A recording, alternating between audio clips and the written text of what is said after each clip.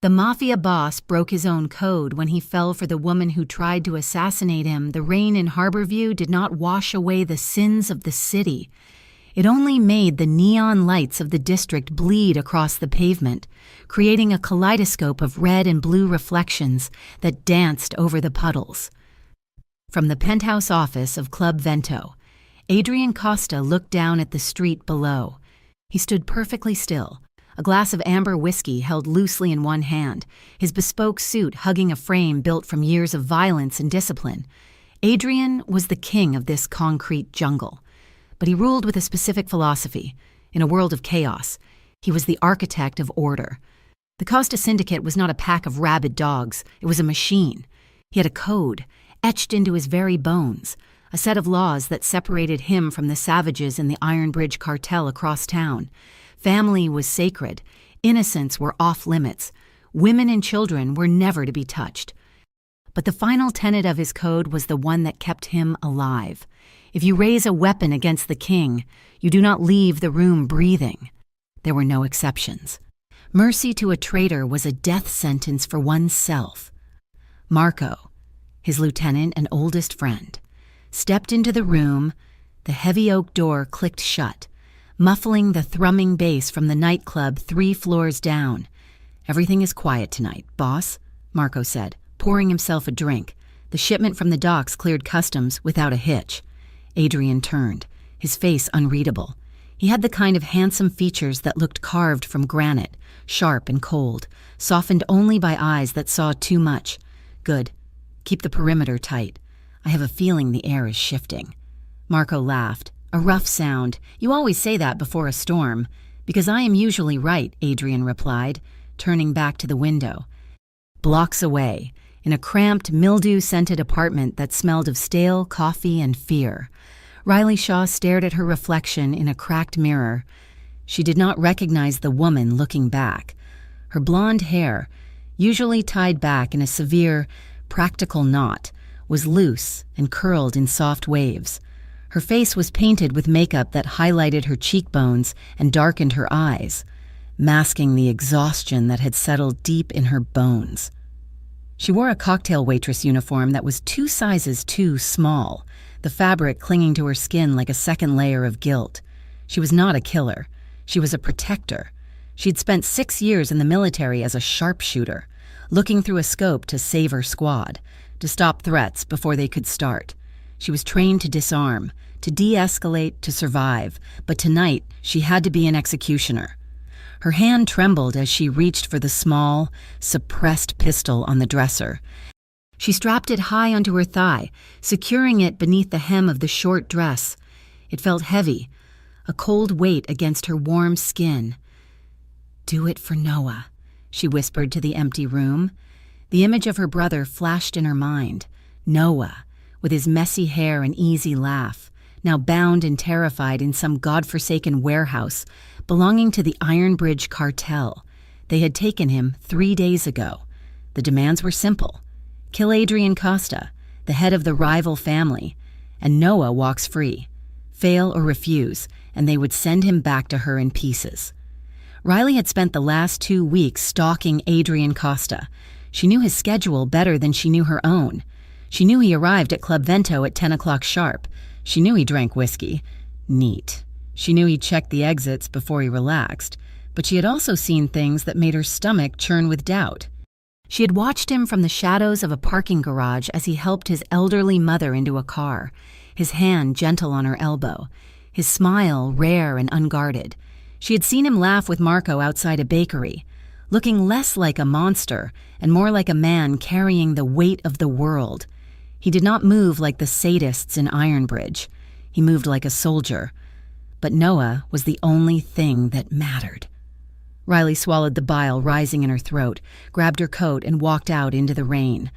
Club Vento was an assault on the senses. The air was thick with the scent of expensive perfume, sweat, and ozone. Electronic music pounded against the walls, a rhythmic heartbeat that vibrated in Riley's teeth. She moved through the crowd with a tray of empty glasses, her head down, blending into the background.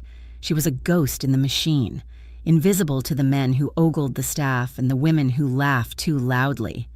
She spotted him immediately. Adrian was in the VIP section, a raised platform cordoned off by velvet ropes and 2 mountainous bodyguards. He was sitting in a semicircular leather booth, flanked by Marco and 3 other associates. He looked relaxed, one arm draped over the back of the seat, but Riley noticed his eyes. They were constantly moving, scanning the room, analyzing threats. He was a predator at rest. Riley's heart hammered against her ribs like a trapped bird. She had to get close. The plan was to wait for him to move toward the private corridor that led to the back offices.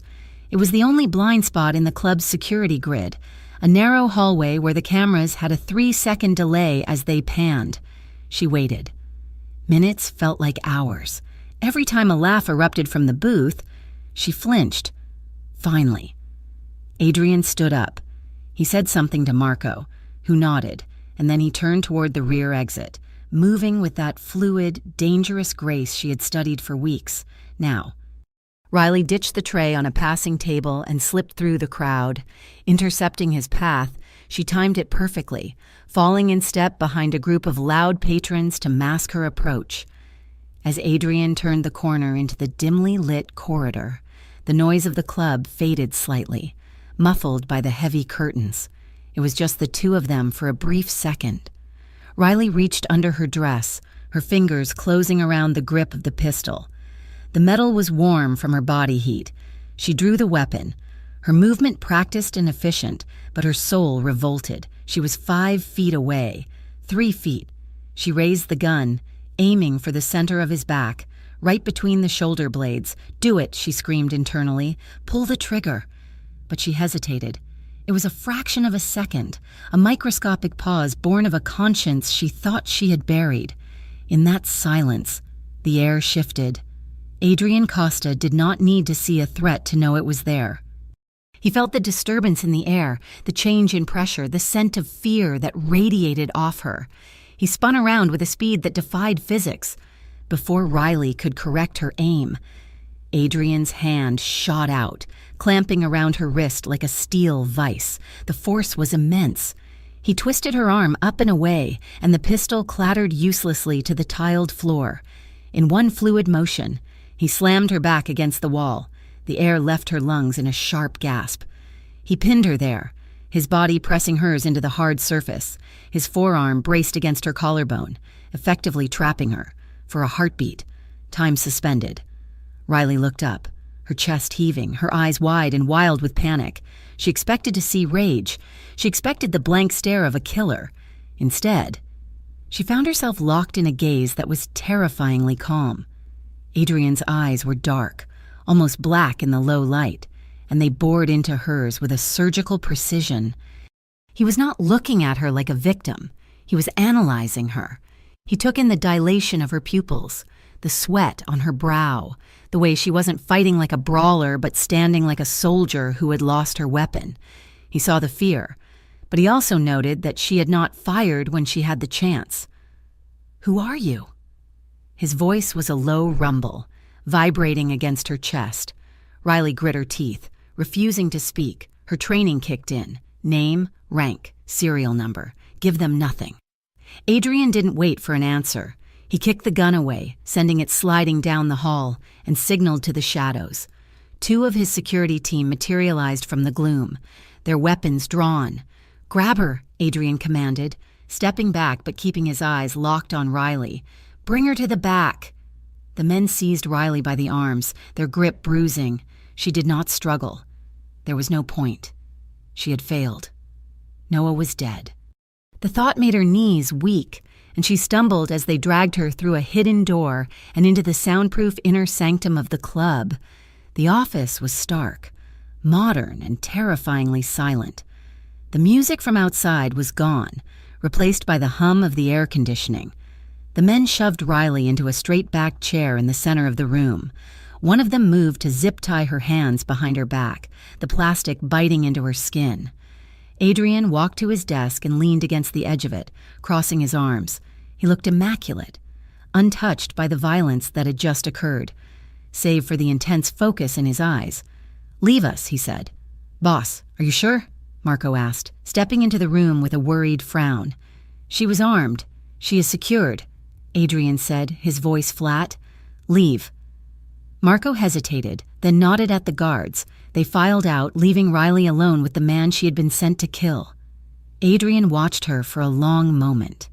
He studied the way she held her head high. Despite the situation, she was terrified. He could smell it, but she possessed a dignity that was out of place for a common hitman. You have excellent form, Adrian said quietly. You approached from my blind spot. You masked your footsteps. You are not a street thug. Who trained you? Riley stared at a point on the wall over his shoulder. Silence. Adrian pushed off the desk and walked toward her. He moved slowly, deliberately. I do not have patience for games tonight. You brought a weapon into my house. You put a gun to my back. Do you know what the punishment for that is? Riley's jaw clenched so hard it ached. She knew. Everyone in Harborview knew. Who sent you? Adrian asked, stopping just a foot away from her. Was it the police, the feds, or was it Victor Hale? At the mention of the Ironbridge leader's name, Riley flinched. It was microscopic, a tiny tightening of the eyes, but Adrian caught it. Ah, he said softly. Ironbridge. I should have known. Victor does not have the courage to face me himself, so he sends a woman to do his dirty work. He reached out, his hand hovering near her face. Riley flinched away, expecting a blow. Instead, Adrian gripped her chin, his fingers strong and warm, forcing her to look at him. Look at me, he commanded. Riley met his gaze. Up close. He was even more intimidating. There was an intensity in him that burned. Why did you hesitate? Adrian asked, his voice dropping to a whisper. You had the shot. You could have put a bullet in my spine before I turned around. Why am I still breathing? Riley's lips parted, but no sound came out. She couldn't tell him. If she told him, he would know about Noah. And if he knew about Noah, he might use him too. Adrian released her chin and sighed, a sound of disappointment. You are loyal. That is admirable. Usually, but tonight, it is going to get you killed. He walked back to his desk and opened a drawer. When he turned back around, he was holding a heavy silver handgun. He checked the chamber with a mechanical efficiency that made Riley's blood run cold. He walked back to her, raising the weapon. The barrel was dark and infinite. I have a code, Adrian said, his voice devoid of emotion. I do not hurt innocents. I do not hurt those who cannot defend themselves. But you are not innocent. You are an assassin, and I never spare a traitor. He leveled the gun at her forehead. Riley squeezed her eyes shut. She could feel the cold proximity of death. She thought of Noah, alone in the dark, waiting for a sister who would never come. She had failed him. She had failed everyone. Any last words? Adrian asked. The tears finally leaked out, hot and stinging against her cheeks. The soldier in her died, leaving only the sister. If you kill me, she rasped, her voice hoarse and broken, they will kill my brother. The room went silent. The finger on the trigger froze. Adrian stood there, the gun still aimed at her head, but the certainty had vanished from his posture. The words hung in the air, raw and desperate. They will kill my brother. It wasn't a beg for her own life. She wasn't pleading for mercy for herself. She was bargaining for someone else. Adrian stared at the woman, no, the girl, shaking in his chair. He saw the way her body was curled in on itself, not in cowardice, but in agony. He remembered the hesitation in the hallway. She hadn't wanted to kill him. She had been forced. A memory surfaced in Adrian's mind, unbidden. A memory of himself, 15 years old, standing between his mother and a man with a knife, shaking but refusing to move, the things people did for blood, the things people did for family. His code was clear. Kill the assassin.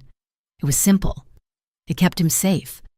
But looking at Riley, seeing the utter devastation in her wet eyes as she opened them to face her death, Adrian felt a crack form in the foundation of his world. If he pulled the trigger, he wasn't executing an enemy, he was killing a victim, and that violated the core of who he believed himself to be. Slowly, agonizingly, Adrian lowered the gun. Riley let out a sob, her entire body sagging against the restraints. She gasped for air, her chest heaving, waiting for the trick, waiting for the bullet to come from somewhere else. Adrian stared at the gun in his hand as if it were a foreign object. He had just broken his own rule. He had shown weakness, and yet, looking at her, he knew he couldn't have done it. He walked to the door and threw it open. "Marco," he barked. Marco appeared instantly, looking at the gun in Adrian's hand and then at the living woman in the chair. "Boss, is it done?" "No," Adrian said, his voice rough. "Get the car. The unmarked SUV." Marco blinked, confused. "Where are we taking her?" "The pier? No," Adrian said, holstering his weapon. "We are taking her to the safe house on 4th Street. "The safe house?" Marco lowered his voice to a hiss.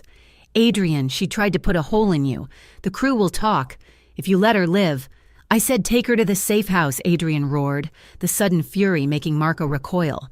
"Put her in the back. Heavy guard. No one speaks to her. No one touches her. If she has a bruise on her by morning, I will skin the man responsible." Marco nodded slowly, sensing that arguing was dangerous. Understood. "Boss." 2 guards entered, cutting Riley's zip ties only to replace them with handcuffs. They hauled her up. Riley's legs were like jelly. She looked at Adrian, confusion warring with the terror in her face. "Why?" she whispered, her voice barely audible. Adrian did not look at her. He turned his back, staring at the blank wall of his office, his reflection ghosting against the paint. "Get her out of my sight," he ordered. As they dragged her out, Adrian remained motionless. He listened to the footsteps fade down the hallway. He reached for the glass of whiskey on his desk and downed it in one burn.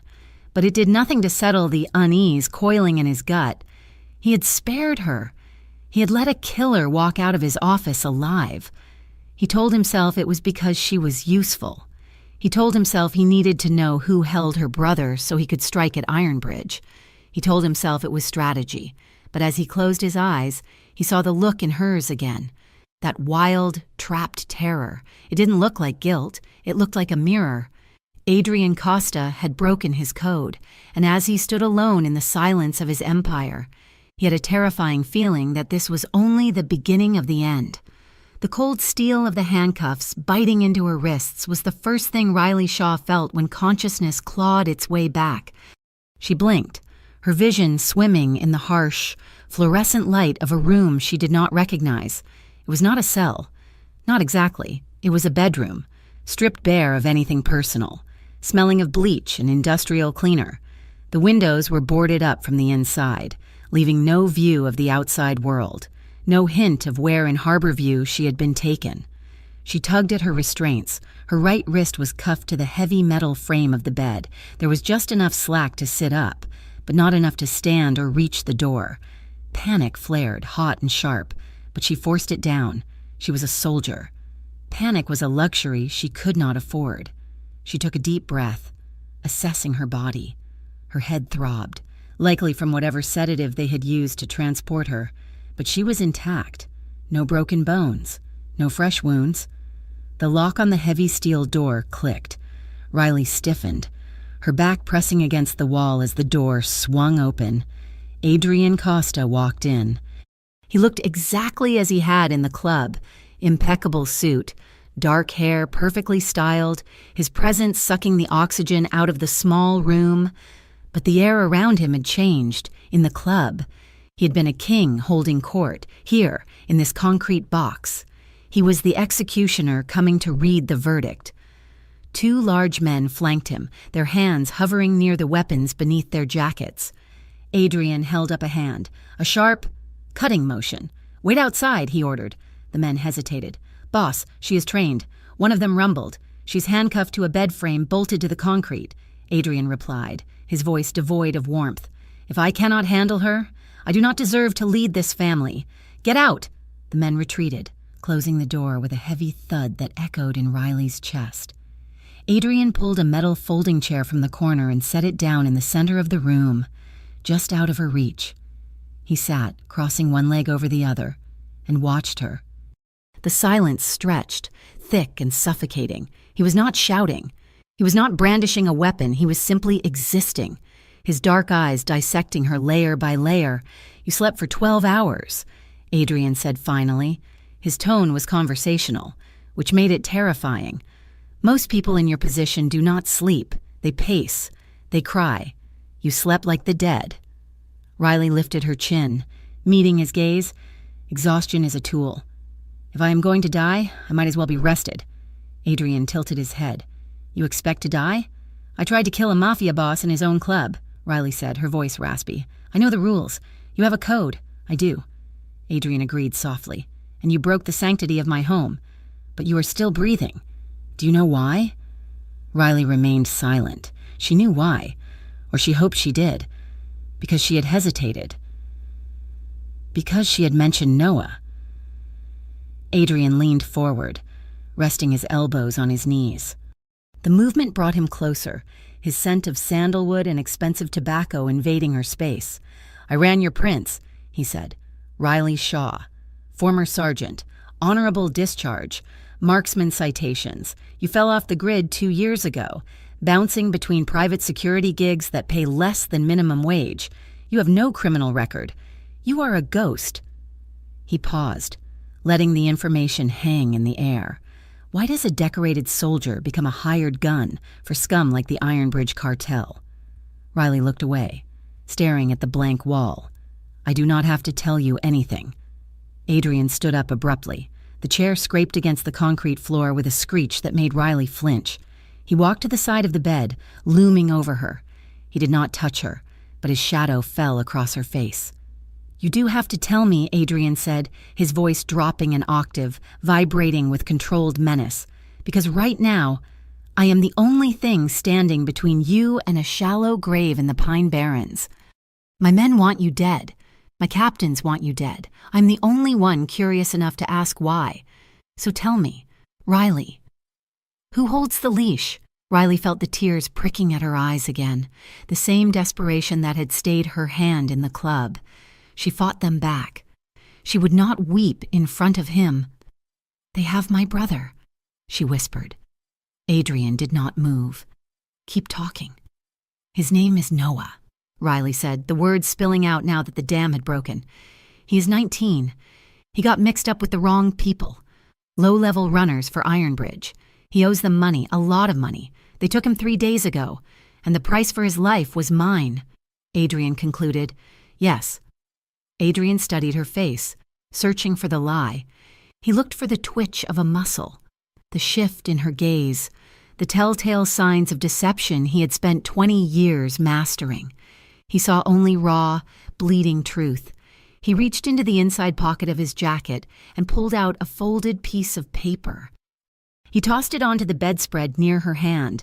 Riley scrambled to grab it, her handcuffs clanking against the metal frame. She unfolded the paper with shaking fingers. It was a grainy, black-and-white photograph. It looked like a still from a security camera. In the center of the frame, tied to a wooden chair in a dark room, was Noah.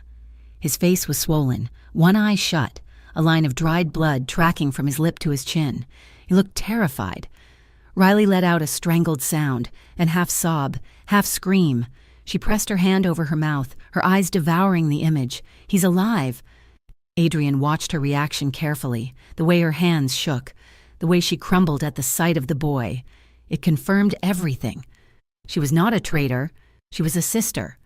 And in Adrian's world, loyalty to blood was the only currency that mattered. He's being held in a warehouse near the docks. Adrian said, my contacts confirmed it an hour ago. Ironbridge is keeping him on ice until the job is done. Riley looked up at him, her eyes fierce. You have to let me go. I have to get him. You will never get within a mile of him, Adrian said ruthlessly. You failed the hit. Victor Hale is not a forgiving man. If you walk back in there empty-handed, he will kill Noah in front of you before he kills you. Riley slumped back against the pillows, the photo crumpling in her fist. Then what do I do? Adrian walked back to the chair and sat down. He smoothed the fabric of his trousers, his expression shifting from interrogator to strategist. You work for me. Riley blinked. Excuse me? You are a ghost, Adrian repeated. Victor thinks you are either dead or on the run. He does not know I have you. To him, the contract is still open. He leaned forward, his dark eyes locking onto hers. I am going to offer you a deal. Riley Shaw. A deal that saves your brother and keeps you breathing, but it will require you to trust the man you tried to murder. Riley stared at him. What kind of deal? You will go back to Ironbridge, Adrian said. You will tell them you were compromised but you escaped. You will tell them you are still planning to kill me. You will be my eyes and ears inside their organization. You will feed me their routes, their safe houses, their shipments. You will help me dismantle them brick by brick. And Noah? Riley asked, her voice trembling. I will bring him home, Adrian said. The promise hung in the air, heavy and absolute. Riley searched his face. Why would you do that? I put a gun to your back. Adrian's expression softened. Just a fraction. It was the first crack in the armor she had seen since she woke up. Because you didn't pull the trigger, he said quietly. And because I know what it is to burn the world down for family. He stood up and walked to the door. I will have my men bring you food. We start planning in an hour. Wait, Riley called out. Adrian paused, his hand on the doorknob. How do I know you won't kill me once you get what you want? Riley asked. Adrian turned his head, looking at her over his shoulder. I gave you my word, he said, speaking the words slowly, giving them weight.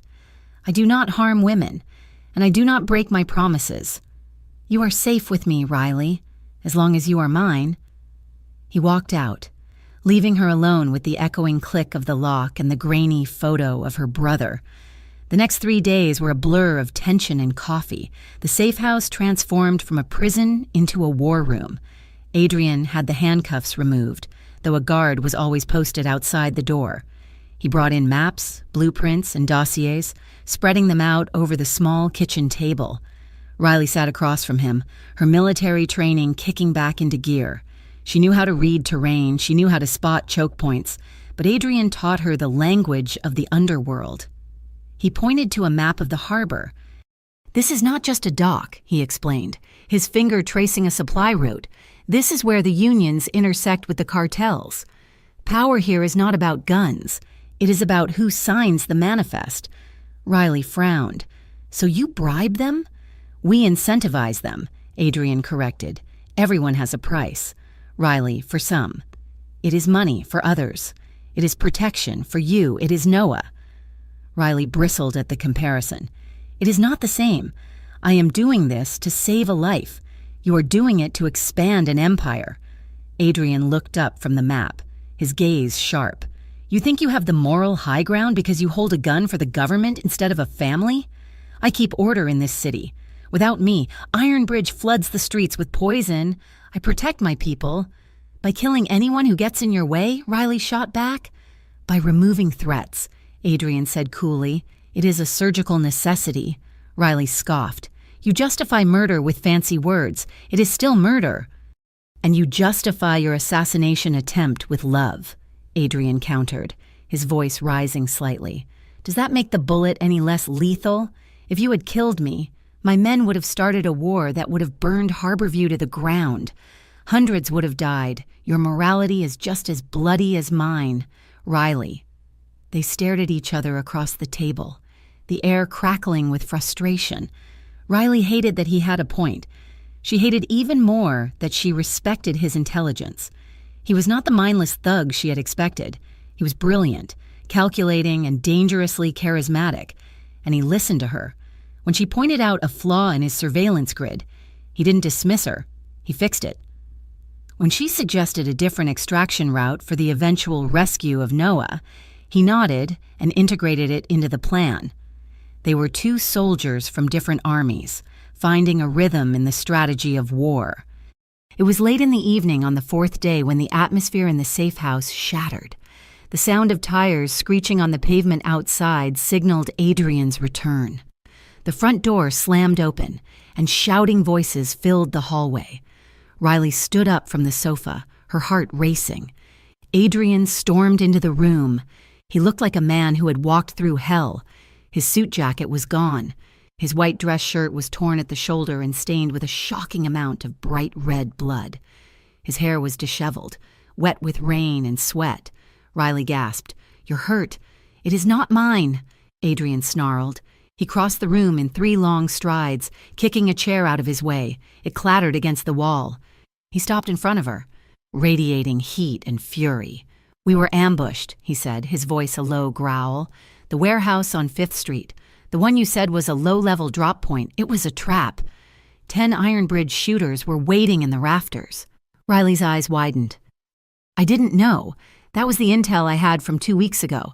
Things must have changed. Or maybe you withheld the update," Adrian accused, stepping closer. "Maybe you are still hedging your bets. Maybe you think if you get me killed, Victor will give you Noah as a reward." Riley recoiled as if he had slapped her. "I would never do that. I told you everything I knew.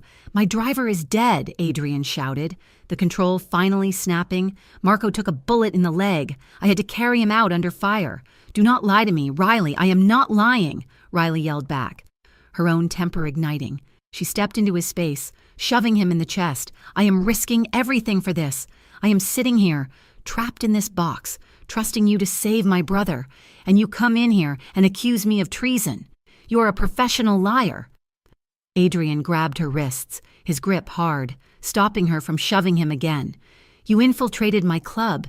You smiled at my men while you planned to kill me. Why should I trust a single word that comes out of your mouth? Because I have no other choice," Riley screamed, fighting against his hold. She shoved him again, harder this time, fueled by days of fear and helplessness. Adrian stumbled back a step but didn't let go. He spun her around, pinning her against the wall near the kitchen entrance. The impact knocked the breath out of her. He held her wrists above her head, his body pressing hers into the plaster. They were chest to chest, breathing heavily, the adrenaline from the ambush and the argument swirling together in a toxic, heady mix. "Tell me the truth," Adrian demanded, his face inches from hers. His eyes were wild, searching hers with a desperate intensity. "Are you playing me?" "No," Riley breathed, staring right back into the fire of his gaze. "I am not playing you. I am terrified. Adrian, I am terrified they are going to kill Noah, and I am terrified that you are going to decide I am not worth the trouble and put a bullet in my head." Adrian froze. He looked at her, really looked at her. He saw the flush on her cheeks, the rapid pulse of the vein in her neck, the honesty that stripped her bare. She wasn't an assassin in that moment. She was just a woman backed into a corner, fighting for the only thing she loved. The rage in his eyes began to recede, replaced by something darker, heavier. The grip on her wrists loosened. He didn't let go, but his hands shifted, his fingers uncurled, sliding down from her forearms to encircle her wrists gently. His thumb pressed against the inside of her wrist, right over her pulse point. It was racing, fluttering like a hummingbird wing against his skin. He felt the rhythm of her life under his hand. It was intimate in a way that shocked him. He was covered in another man's blood, fresh from a gunfight, and yet the only thing he could focus on was the warmth of her skin and the scent of her fear and something else. Attraction. Riley felt it too. The anger drained out of her, leaving her weak. She was hyper-aware of his body against hers, the hardness of his chest, the heat radiating off him, the smell of rain and violence that clung to his shirt. His thumb stroked the sensitive skin of her wrist, a subconscious, soothing motion. It sent a jolt of electricity up her arm that settled low in her stomach. "You are not just a weapon to me, Riley," Adrian murmured, his voice rough with conflicting emotions. Riley's breath hitched. She looked at his mouth, then back up to his eyes. They were dark, dilated, full of a hunger that had nothing to do with war. For a second, she thought he was going to kiss her. She realized, with a start, that she wanted him to. The silence stretched, charged and dangerous. Then, Adrian blinked. The spell broke. He stepped back abruptly, releasing her wrists as if they burned him.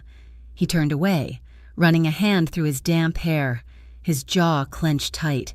"We cannot do this," he said, and his voice strained. "We cannot afford distractions, not when Noah is still out there." Riley wrapped her arms around herself, missing the warmth of his contact immediately. "You are right," Adrian nodded, not looking at her. "I need to clean up. I need to check on Marco." He walked toward the bathroom, stopping at the doorway. "I will be back." Riley stood alone in the kitchen, her heart pounding a rhythm she didn't understand. It was past midnight when he returned. Riley was sitting at the small table, staring unseeingly at a blueprint of the Iron Bridge headquarters. Adrian walked in quietly. He had showered and changed into a clean black t-shirt and loose trousers. The armor of the suit was gone, making him look younger, more human. He carried a brown paper bag. He set it down on the table between them. "The rations they stock in here are cardboard," he said. "I brought real food." Riley looked inside the bag. 2 heavy containers of pasta from an Italian restaurant, steaming hot, and a loaf of crusty bread. The smell of garlic and tomato sauce filled the room, chasing away the sterile scent of bleach. "Thank you," she said softly. Adrian sat on the edge of the table, not in the chair opposite her, but close enough that his knee almost brushed her arm. He opened a container and handed her a plastic fork. "Eat," he commanded gently. "You need your strength. Tomorrow we finalize the plan for your return to Iron Bridge." Riley took a bite. It was the best thing she had ever tasted. She hadn't realized how hungry she was until that moment. They ate in silence. It wasn't the tense, hostile silence of the interrogation, nor the charged, explosive silence of the argument. It was a companionable silence. It was the quiet of 2 people who had seen the worst of each other and decided to stay in the room anyway. Riley watched him out of the corner of her eye as he ate. He looked tired. The lines around his eyes were deeper. "Is Marco okay?" she asked. "He will limp for a month, but he will live," Adrian said. "He's too stubborn to die." Riley nodded. "I am glad." Adrian stopped eating. He turned his head to look at her. His gaze dropped to her wrists, where faint red marks from his grip lingered on her pale skin. "I am sorry," he said, his voice low, "for hurting you." Riley swallowed hard. "You didn't hurt me, Adrian." He looked into her eyes, and the connection from earlier flared back to life, steady and warm like a coal under ash. "I promise you." "Riley," he said, sounding like he was making a vow to a saint, "I will get your brother back, even if I have to burn the whole city down to do it." Riley believed him, and for the first time in a long time, she didn't feel alone in the dark. She nodded, reaching out to break off a piece of bread, and as her hand moved, her pinky finger brushed against his on the tabletop. Neither of them pulled away. The necklace was cheap. It was a flimsy silver chain with a tarnished pendant shaped like a teardrop, the kind of trinket one might find in a discount bin at a gas station.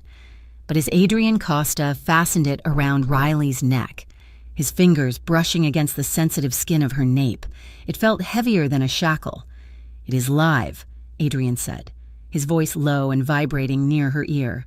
"The microphone is in the setting of the stone. The tracker is in the clasp. Do not take it off. Not to shower, not to sleep. If the signal goes dark for more than 2 minutes, I send the cavalry." Riley stood perfectly still in the entryway of the safe house, her breathing shallow. She was dressed in the tattered, dirty clothes she had been captured in. Her face was artfully bruised, makeup applied by one of Adrian's specialists mixed with the real exhaustion etched into her features. "I understand," Riley said. She turned to face him. Adrian looked at her, his dark eyes scanning her face with a critical, almost painful intensity. He reached out, adjusting the collar of her jacket to hide the chain, his knuckles grazing her collarbone. The touch was strictly practical, yet it lingered a second longer than necessary. "Remember the story," he instructed. "You picked the lock, you knocked out a guard, you ran 3 miles through the sewers. You are desperate, you are angry. You are still looking for a way to finish the job. I know the script." "Adrian," Riley said, meeting his gaze. "Good." Adrian stepped back, the mask of the cold syndicate boss sliding back into place. "My men will drop you 2 blocks from the Iron Bridge perimeter. You are on your own from there." Riley nodded. She walked out into the night without looking back, the silver teardrop resting cold against her sternum, a secret weight that bound her to the man she was leaving behind. The headquarters of the Iron Bridge cartel was a stark contrast to the sleek, shadowy elegance of Club Vento. It was a sprawling, repurposed meatpacking plant on the industrial edge of Harborview. The air inside smelled permanently of rust, bleach, and stale cigarette smoke. The lighting was harsh and fluorescent, buzzing with an irritating hum that grated on Riley's nerves. Riley had walked in through the front gates, hands raised, looking like something the cat had dragged in and chewed on. She had spun her lie to the guards, to the lieutenants, and finally to Victor Hale himself. Victor was a man who looked like he had been drawn with sharp angles. He was tall, gaunt, and possessed a nervous, frantic energy that made him unpredictable. He sat behind a metal desk, cleaning his fingernails with a switchblade as Riley recounted her fabricated escape. She told him about the safe house. She told him about the loose grate in the ventilation shaft. She pitched her voice perfectly, trembling with residual adrenaline, but hard with frustration. "I can still do it," she had insisted, slamming her hand on his desk. "I know his security protocols now. I know where he sleeps. Give me another chance." Victor had watched her with lizard-like eyes. He didn't trust her. Riley could feel his suspicion radiating like heat, but he was also arrogant. He believed his leverage over Noah was absolute. He believed he owned her, so he let her stay. For 2 weeks, Riley lived on a razor's edge. She was given a cot in a communal barracks that smelled of unwashed bodies and damp wool. She spent her days running menial security drills and her nights sitting in the corner of the mess hall, listening. Every word was a weapon. She recorded patrol routes. She memorized the delivery schedules of weapons shipments. She noted the names of corrupt city officials who visited the plant under the cover of darkness. And all the while, the tiny microphone at her throat hummed, beaming her life directly to Adrian. Her only lifeline was the burner phone Adrian had taped under a loose tile in the third-floor bathroom, the only room in the building with a window that opened to the alleyway, allowing for a signal. Every night at 3 a.m, Riley would slip out of her bunk, ghost through the corridors, and lock herself in the bathroom stall. She would dial the number from memory. Report. Adrian's voice would answer. Always on the first ring. He never sounded asleep. Riley would whisper the day's intelligence into the phone, her voice barely louder than a breath. She listed license plate numbers, guard rotations, and safe combinations. Adrian would listen in silence, only interrupting to ask for clarification. His questions were surgical, precise, but as the days turned into a week and the week dragged on, the dynamic of the calls began to shift. "Riley," Adrian said one night after she had finished detailing a meeting between Victor and a supplier from out of state. "You sound tired." "I am fine," Riley whispered, leaning her forehead against the cool, graffiti-covered metal of the stall wall. "You are slurring your words," Adrian observed. "When was the last time you slept for more than an hour? I can sleep when Noah is safe," she snapped, the fatigue fraying her temper. There was a pause on the line. Then, Adrian's voice came back, softer, stripping away the command, "You did good work today. The intel on the shipment is solid. We're going to intercept it tomorrow. You are making a difference. Riley." Riley closed her eyes, letting the sound of his praise wash over her. In this hellhole of metal and malice, his voice was the only thing that felt real. "Get some sleep if you can," Adrian said gently. "I will be here tomorrow." The breaking point came on a Tuesday. Riley was called into Victor's office. The mood was volatile. Adrian's crew had successfully hijacked 2 of Ironbridge's supply trucks based on Riley's intel, and Victor was bleeding money. He was pacing the room, throwing whiskey bottles against the wall. He turned his rage on Riley. He didn't suspect her of being the leak, not yet, but he needed a punching bag. He pulled up a live video feed on his laptop and shoved the screen in Riley's face. It was Noah. He was thinner than before. He was sitting on a concrete floor, his hands bound behind him. A masked guard was standing over him, holding a heavy baton. "You tell me you are useful." Victor spat, saliva flying from his lips, but Costa is still breathing, and my trucks are disappearing. Maybe I need to motivate you. Victor nodded to the screen. The guard on the video swung the baton. It struck Noah in the ribs. The sound of the impact, tinny and distorted through the laptop speakers, hit Riley harder than a physical blow. Noah curled into a ball, screaming silently.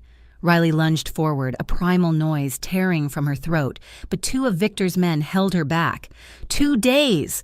Victor screamed. You have 2 days to put a bullet in Adrian Costa's head, or I send you your brother's fingers in a box. They threw her out of the office.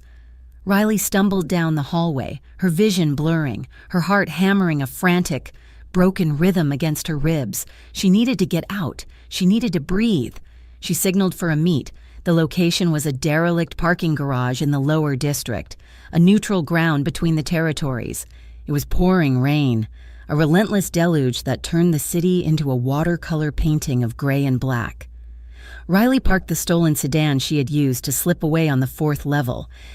The garage was open to the elements on the sides, the wind whipping the rain in sideways. It was freezing, but Riley was burning up with panic. She saw him standing near a concrete pillar. Adrian. He was wearing a long charcoal wool coat, the collar turned up against the wind. His hands were buried deep in his pockets. He was perfectly still, a statue in the storm, his eyes scanning the shadows. When he saw her car, his posture didn't change, but his focus locked onto her immediately. Riley got out of the car. Her legs felt weak. She was soaked in seconds, her hair plastering to her face. She walked toward him, shivering violently, not from the cold, but from the aftershocks of the video. Adrian watched her approach. His gaze started at her face, checking for injuries, then swept down her body, looking for blood. When he saw she was physically unharmed, his shoulders dropped an inch, a release of tension he wasn't aware he was holding. Report, he said, but the word lacked its usual bite.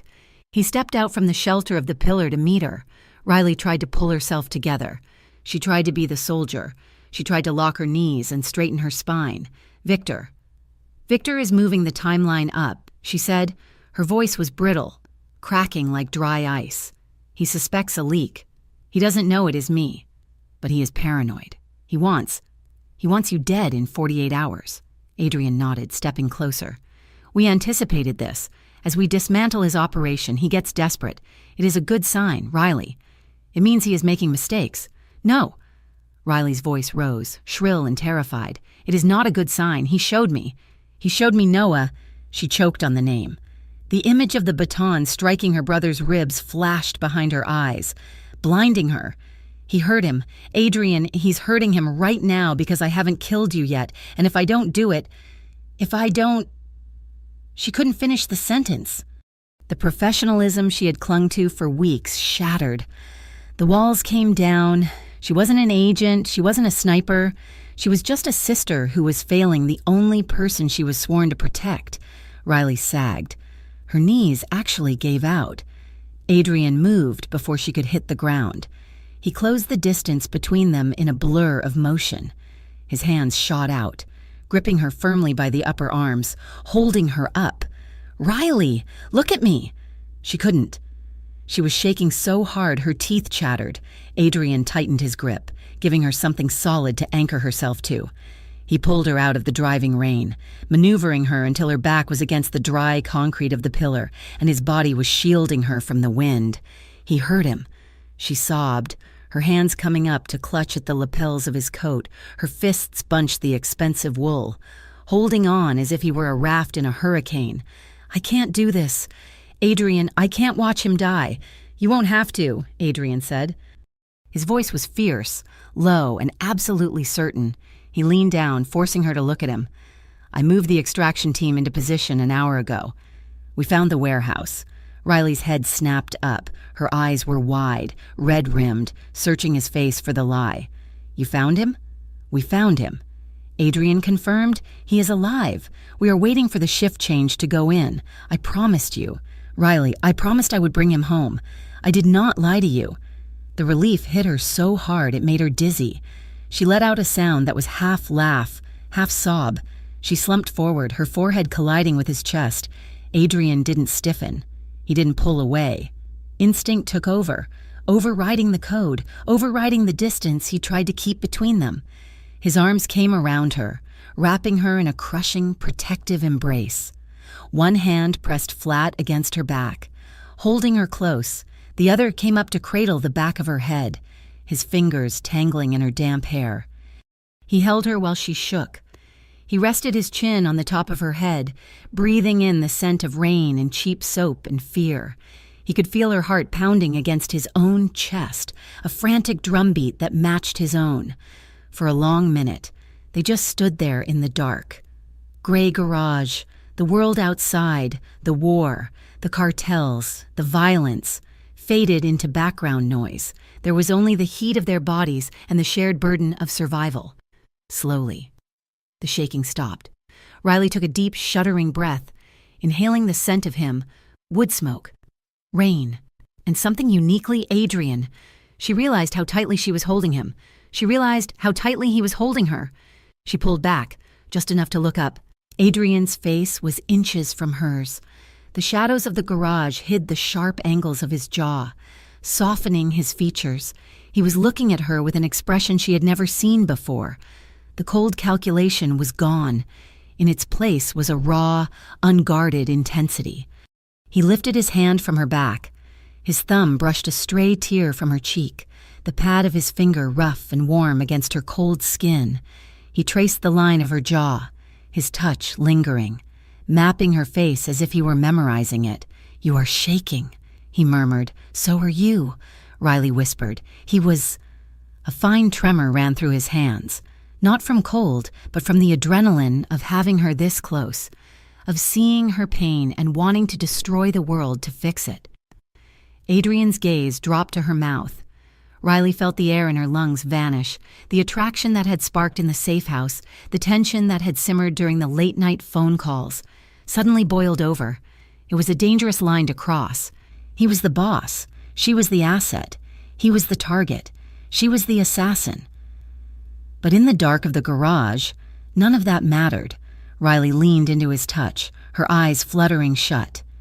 Adrian made a low sound in his throat, a sound of surrender. He lowered his forehead to rest against hers. "Riley." He breathed, a warning and a plea in one. "Don't stop," she whispered. Adrian tilted her chin up. He didn't rush. He gave her every chance to pull away. When she didn't, when she rose on her toes to meet him, he closed the distance. His mouth pressed against hers. It started tenderly, a soft exploration of contact, a question asked in silence. His lips were warm, firm, and tasted of the rain, but the moment their lips touched, the dam broke, the tenderness shattered into hunger. Adrian groaned, his hand at the back of her neck tightening, pulling her flush against him.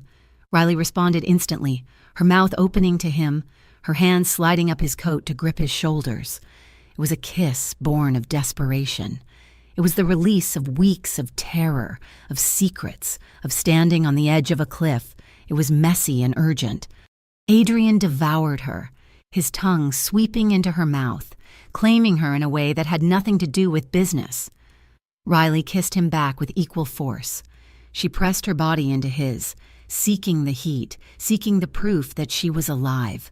She felt his heart hammering against her chest, a rapid staccato that matched hers beat for beat. He walked her backward until she was pressed against the concrete pillar, his body shielding her completely from the open space of the garage. He was a wall of warmth and strength. His hands roamed over her back, down to her waist, gripping her tightly as if he were afraid she would vanish if he let go. Riley tangled her fingers in his hair, the wet strands silky between her fingers. She felt a possession take root in her chest. This man, this dangerous, complicated man, was hers, and she was his. They broke apart only when the need for air became painful. They stayed close, foreheads resting together, chests heaving as they gasped for breath. Their breath mingled in white puffs in the cold air. Adrian kept his hands on her face, his thumbs stroking her cheekbones. His eyes were blown wide, the gold flecks in the iris burning with a dark fire. He looked wrecked. He looked like a man who had just realized he was standing in the middle of a minefield and didn't care. "We just made this a lot more complicated," he rasped, his voice rougher than usual. Riley swallowed, her lips swollen and tingling. "I know." Adrian looked at her, searching for regret. He found only the same terrifying clarity he felt. "Go back," he said. though he didn't let her go. Go back to Victor. Keep your head down. Riley nodded, her hands slowly sliding down his chest. And you? I am going to get your brother, Adrian vowed, pressing one last hard kiss to her forehead.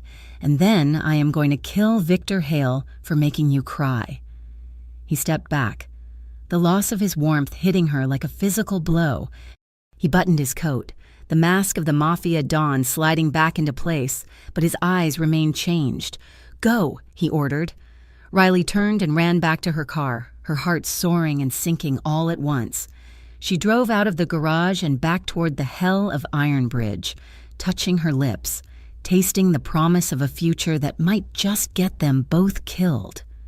The memory of the kiss in the rain-slicked parking garage haunted Adrian Costa. It was a ghost that followed him through the marble corridors of his penthouse and the gritty backrooms of his empire. He tried to exorcise it with silence. For 3 days following their meeting, he kept his distance. He refused to schedule another face-to-face handoff. He relegated Riley to the status of an asset, a voice on a burner phone, a source of data, and nothing more. When she called at the designated hour of 3 in the morning, Adrian answered on the first ring, but his voice was a fortress. Report, he would say, the words sharp and impersonal. Riley, on the other end of the line, matched his tone. She gave him coordinates, she gave him names, but beneath the clipped, professional exchange, there was a current of unspoken longing that crackled like static. Adrian could hear the exhaustion in her breath. He could hear the tremor of fear she tried to hide, and despite his best efforts to remain the cold, detached general of the Costa Syndicate, his resolve fractured every time he was about to hang up. Stay safe, he would add. The command softer than intended? Do not take unnecessary risks. It is a little late for that, Riley would reply, her voice dry. The distance was meant to protect them. Adrian knew that emotion was a liability in his world. Caring for someone was the equivalent of handing your enemy a loaded gun and pointing it at your own heart. But the distance only made the worry sharper. Every hour he did not hear from her, his imagination painted vivid, horrific pictures of Victor Hale discovering her wire. Victor was indeed becoming paranoid. The Iron Bridge leader was bleeding territory and resources, and he knew it was coming from the inside. The atmosphere within the meatpacking plant had turned poisonous. Guards were doubled. Phones were confiscated randomly and smashed. Riley walked through the corridors with the feeling of a laser sight permanently fixed between her shoulder blades. On a Thursday night, the hammer dropped.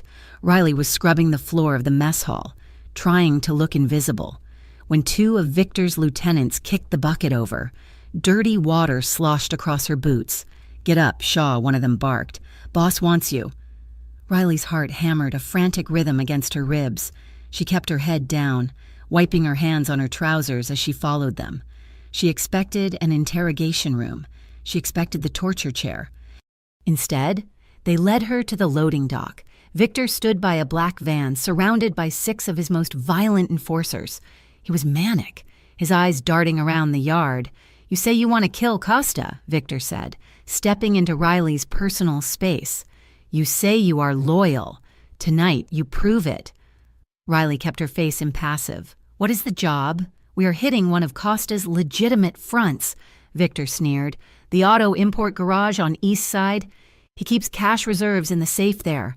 We are going to burn it to the ground, and you are going to drive the lead car. Riley's stomach dropped. The East Side garage wasn't just a front. It was where Adrian kept his vintage car collection. It was where he spent his Tuesday nights working on engines to clear his head. And tonight was Tuesday. She had no way to warn him. Victor's men patted her down, checking for phones. They confiscated the burner she had hidden in her boot earlier that day. She was blind, and she was silent. Get in, Victor ordered. Riley climbed into the driver's seat of the lead sedan. Her mind raced. If she refused, she died, and Noah died. If she drove, she might lead a hit squad right to Adrian's doorstep. The convoy moved out, cutting through the rainy streets of Harborview like a funeral procession. Riley drove with white-knuckled precision, her brain cycling through tactical options. She couldn't stop the convoy. She couldn't signal Adrian. Her only choice was to sabotage the hit from the inside once the bullets started flying. They arrived at the garage 20 minutes later. The facility was quiet. The large bay doors closed. Riley killed the headlights as they approached. "Ram the gate!" the lieutenant in the passenger seat yelled.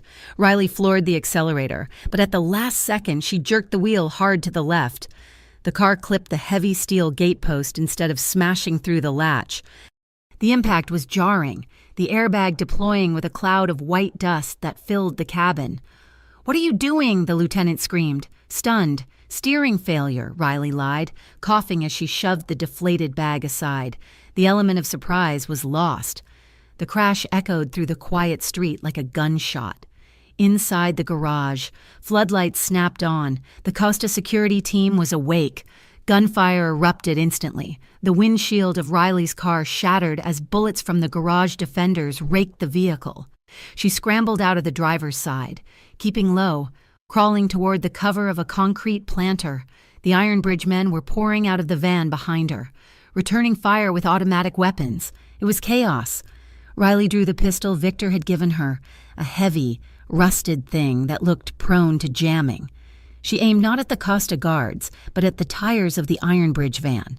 She fired twice, blowing out the front rubber, ensuring their escape would be crippled. Then she saw him. Adrian emerged from the side door of the garage office. He wasn't wearing a suit jacket. He held a submachine gun, his face a mask of concentrated rage. He moved with lethal efficiency, returning fire, taking down an Iron Bridge shooter who was flanking his men. Riley froze. He was right there, 50 yards away. An Iron Bridge enforcer near her raised a grenade launcher, aiming for the office where Adrian stood. Riley didn't think. She turned her weapon on her own ally and fired a round into the pavement near his feet. The sparks and the noise startled him. He flinched, and the grenade went wide, exploding harmlessly against a brick wall 20 feet from Adrian. The enforcer spun around, eyes wild. "What the hell are you doing?" "They are flanking us," Riley shouted back, lying through her teeth. "I saw a sniper in the confusion." Adrian looked across the lot. The floodlights caught Riley's face for a split second. She saw the recognition in his eyes. She saw him register that she was there, weapon in hand, standing amidst the men trying to kill him. He didn't see her shoot the pavement. He didn't see her crash the car on purpose. He only saw the woman he had spared leading a raid on his sanctuary. "Retreat," the Iron Bridge lieutenant yelled, realizing they were outgunned and their transport was damaged. "Fall back to the backup vehicle." Riley was grabbed by the collar and dragged toward the second van. She looked back one last time.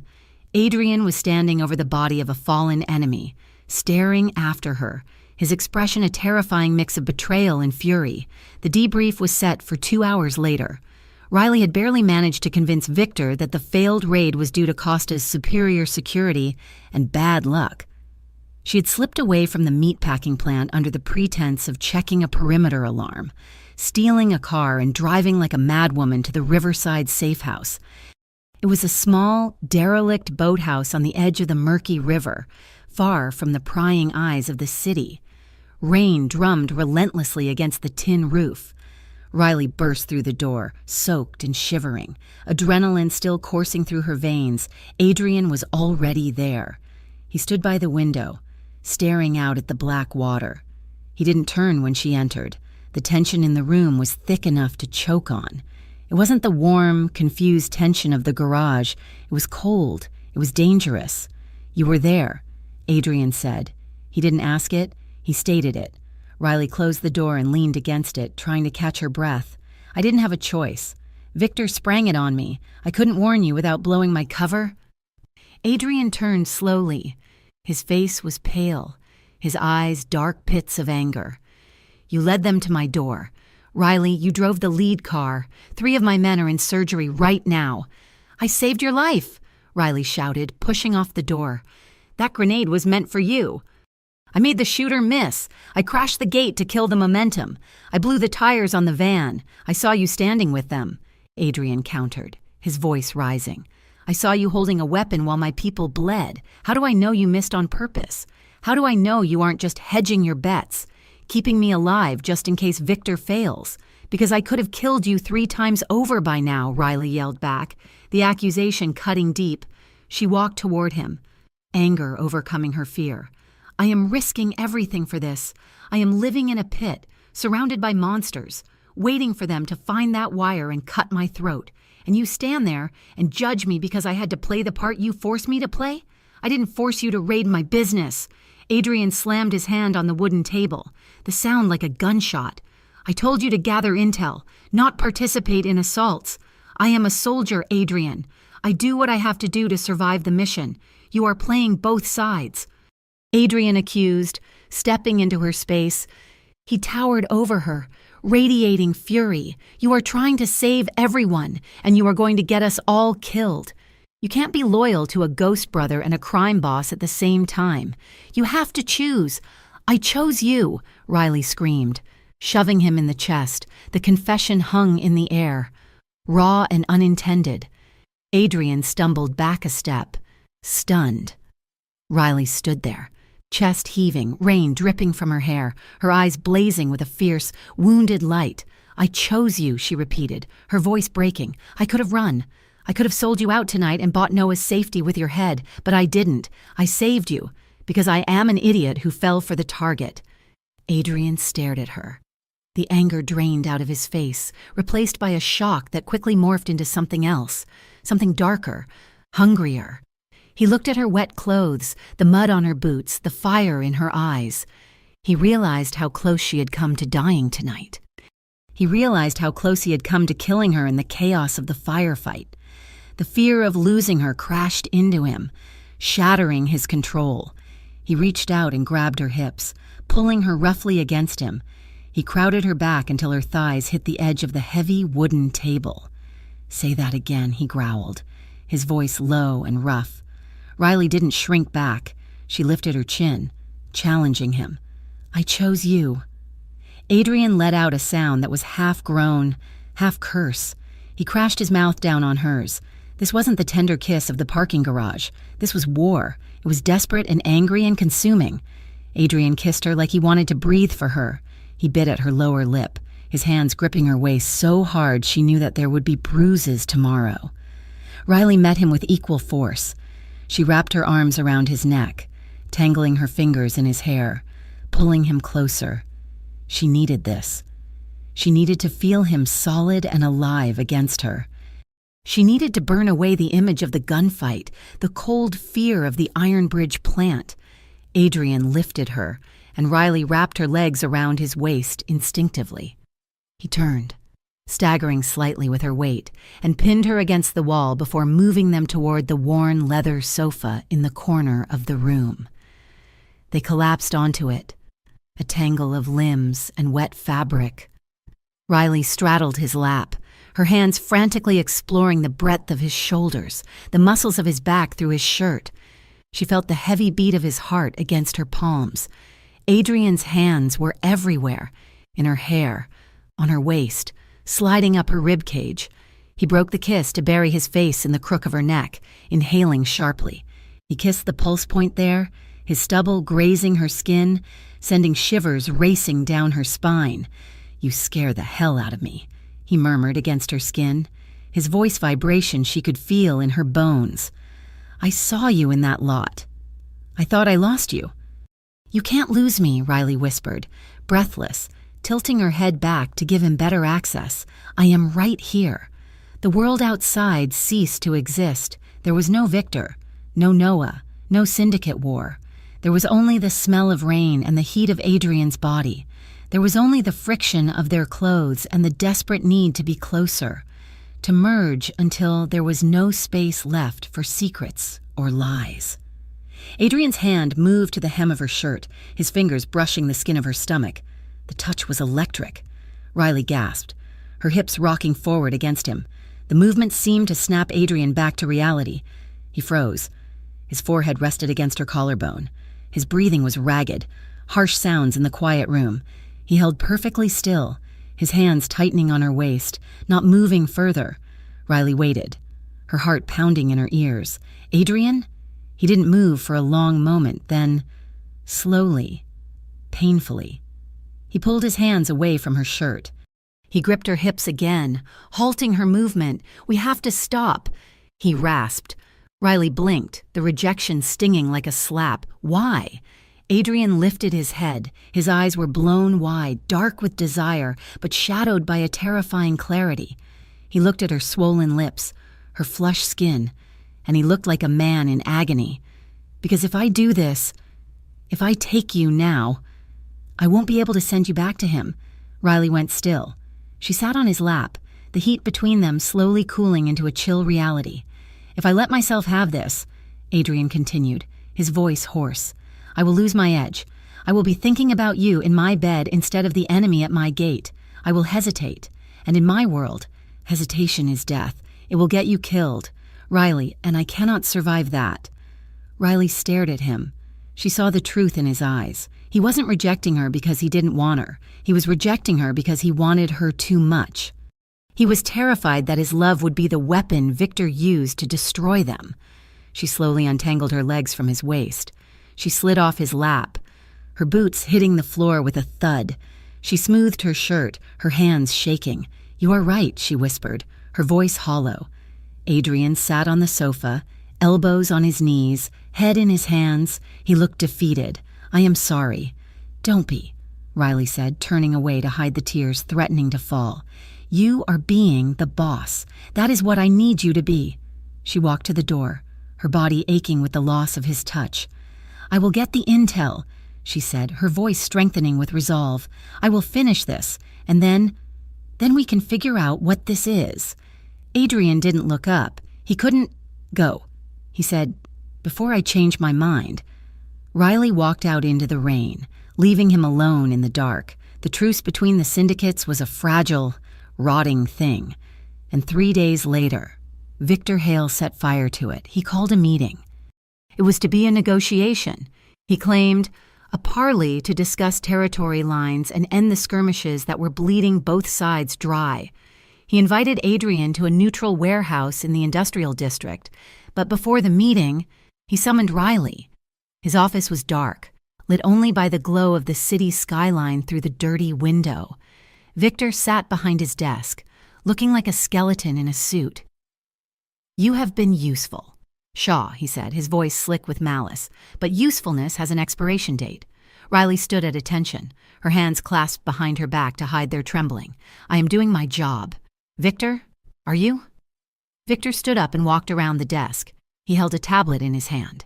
He tapped the screen and turned it toward her. It was a live feed of Noah, but this time, he wasn't alone. A man stood behind him, holding a pistol to the back of Noah's head. Noah was crying, his shoulders shaking. Riley lunged forward, but a guard stepped in her path, shoving her back. "Relax," Victor said, smiling thinly. "He is fine, for now." "But that depends on you. What do you want?" Riley hissed. "I am meeting Costa tomorrow night," Victor said. "I am going to offer him peace, but peace is boring. I prefer victory." He leaned in close, his breath smelling of peppermint and rot. "I need his escape route," Victor whispered. "Costa always has a back door. He always has a contingency. I want to know exactly where he will run when things go wrong. I want his security details grid. I want the codes to his armored transport." Riley felt the blood drain from her face. If she gave him that, Adrian was a dead man. There would be no escape. Victor would slaughter him. "I don't have that level of access," Riley lied. "You are the double agent," Victor snapped. "You are the one he trusts. You have 24 hours to get it." He tapped the screen again. On the video, the gunman cocked the pistol. The sound was loud and final. "If you don't give me the route by tomorrow noon, the boy dies. And then I send you his body." Victor stepped back, his smile widening. "Choose, Riley, your brother's life or your lover's, because I know you are sleeping with him. I can smell it on you." Riley stood frozen. She looked at Noah's terrified face on the screen. She thought of Adrian in the safe house, pulling away to protect her. She thought of the code he lived by. She had to make a choice, and either way, part of her was going to die. "I will get it," she said, her voice dead. "Good girl," Victor purred. Riley turned and walked out of the office. She walked down the long, steel corridor, her mind calm with the terrible clarity of the decision she had just made. She knew what she had to do. She just hoped Adrian would forgive her in the next life, because he certainly wouldn't in this one. The air in Victor Hale's office was stagnant, heavy with the smell of stale cigar smoke and impending violence. Riley stood before his desk, her hands trembling despite her best efforts to lock them into fists at her sides. Victor held a tablet in one hand and a heavy, matte black pistol in the other. He placed the weapon on the mahogany surface with a deliberate, heavy clatter. "You have been stalling." "Riley," Victor said, his voice deceptively light. "You feed me scraps, small shipments, low-level enforcement rosters, but today is the day we feast." He tapped the screen of the tablet. The grainy video feed of Noah flickered to life. Her brother was slumped against a concrete wall, his face pale and gaunt, eyes squeezed shut as if trying to block out a nightmare. "I am done playing games," Victor continued. "I know Costa is moving cash reserves tonight to prepare for our peace talks. I know he is taking the Southern Armored route. What I do not know is the specific security protocol for the bridge crossing. Do they sweep it first? Do they have a sniper overwatch, or do they drive blind?" Riley swallowed, her throat feeling like it was lined with sandpaper. "I do not know. He does not tell me." "Do not lie to me," Victor roared, slamming his hand on the desk. "You are the woman he trusts. You are the one whispering in his ear." He picked up the phone on his desk. "If you do not give me the protocol in 10 seconds, I make the call, and the next video you see of your brother will be a snuff film. 1, 2... Riley's mind fractured. She could see Noah's chest rising and falling on the screen. She could feel the ghost of Adrian's touch on her skin from the night in the boathouse. She was trapped between the two halves of her heart. If she stayed silent, Noah died. If she told the truth, Adrian died. She made a choice born of panic and a desperate, fragile hope. "They do not sweep the bridge," she blurted out, the words tasting like ash. "They rely on speed, but they use a decoy lead car. The second vehicle carries the target." It was a half-truth. Adrian always swept the bridge, always. By telling Victor otherwise, she was handing him an opening to attack, but she prayed that when Adrian saw the Iron Bridge team setting up without fear of a sweep, his own scouts would spot the trap miles before the convoy arrived. She was banking on Adrian's paranoia to save him. Victor smiled, a jagged expression that didn't reach his dead eyes. "See? That was not so hard. The ambush was not the surgical failure Riley had prayed for. It was a slaughter. Riley's gamble relied on Adrian following his standard operating procedure. But that night, Adrian had been distracted. He had been thinking about a woman with sad eyes and a brave soul. And for the first time in his career, he had skipped the preliminary scout sweep to make the meeting time. The convoy hit the bridge at 50 miles per hour. The explosion that tore through the lead vehicle shook the foundations of the city. Adrian, riding in the second armored SUV, was thrown against the door as the shockwave shattered the bulletproof glass. Metal screamed, tires blew out. The vehicle spun wildly across the wet asphalt, slamming into the guardrail and teetering over the dark water below. "Get down!" Marco screamed, shoving Adrian to the floorboards just as the machine gun fire raked the side of the car. Adrian's ears were ringing with a high-pitched whine. He could smell burning rubber and the copper tang of blood. He reached for his weapon, his hand coming away slick with red. A graze wound on his temple was bleeding freely, blinding him in one eye.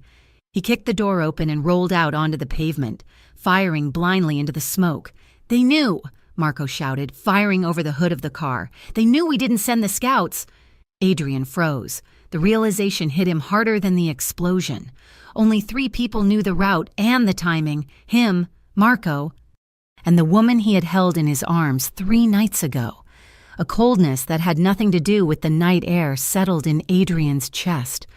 The hope he had nurtured, the vulnerable part of him that had started to believe in a life after the war, died on that bridge. It was replaced by a familiar, icy rage. "Clear the sector," Adrian ordered, his voice terrifyingly calm amidst the chaos, "and bring me Riley Shaw." The warehouse was a cavernous space on the edge of the shipyard, filled with shadows and the sound of dripping water. It was a place where people went to disappear. Two of Adrian's enforcers dragged Riley through the metal doors. She was not fighting them. She looked small, defeated. Her jacket was torn, her face bruised from where Victor's men had roughed her up before cutting her loose. Thinking she had served her purpose, they threw her onto the concrete floor in the center of the room. Riley scrambled to her knees, gasping for breath. She looked up and saw him. Adrian sat on a wooden crate 10 feet away. He was still wearing the clothes from the ambush. His white shirt was ruined, stained with grime and his own drying blood.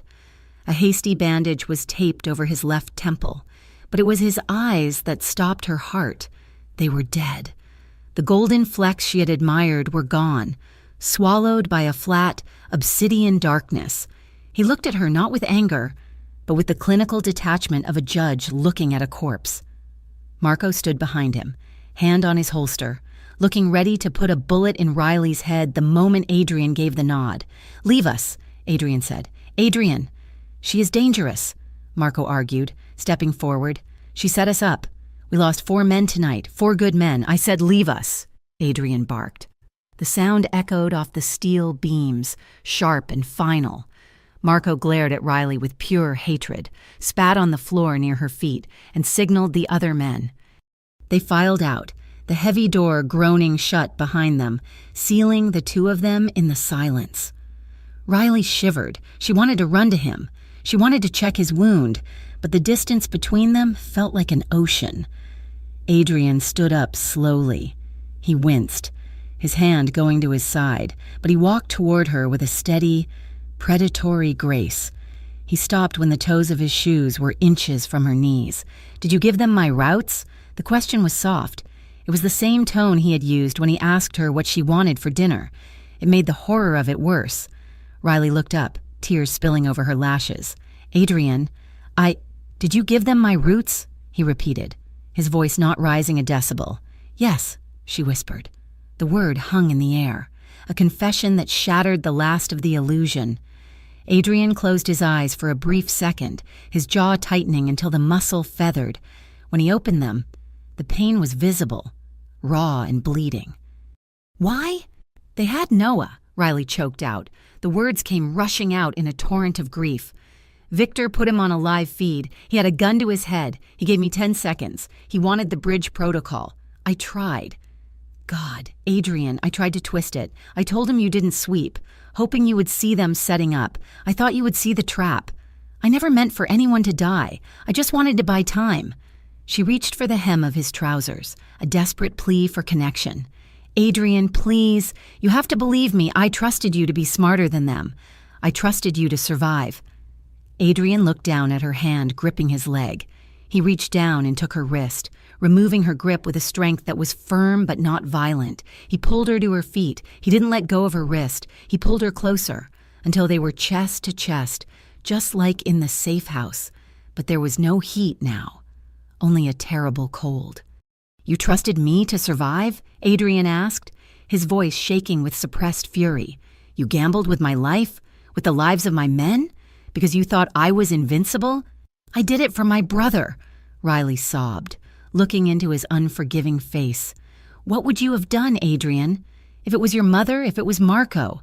Tell me you wouldn't have burned the world down to save them." "I would have died before I betrayed you," Adrian said. The truth of it struck Riley like a physical blow. She went limp in his grasp. Adrian stared at her, searching her face. He saw the bruises on her jaw where Victor's men had grabbed her. He saw the terror and the love warring in her eyes. He wanted to hate her. His code demanded it. She was a traitor. She was the reason he had just buried 4 of his people. But God help him. He couldn't do it, even now, with the smell of smoke still on his skin. He felt the pull of her gravity. He lifted his hand, his fingers rough against her chin, forcing her to look at him.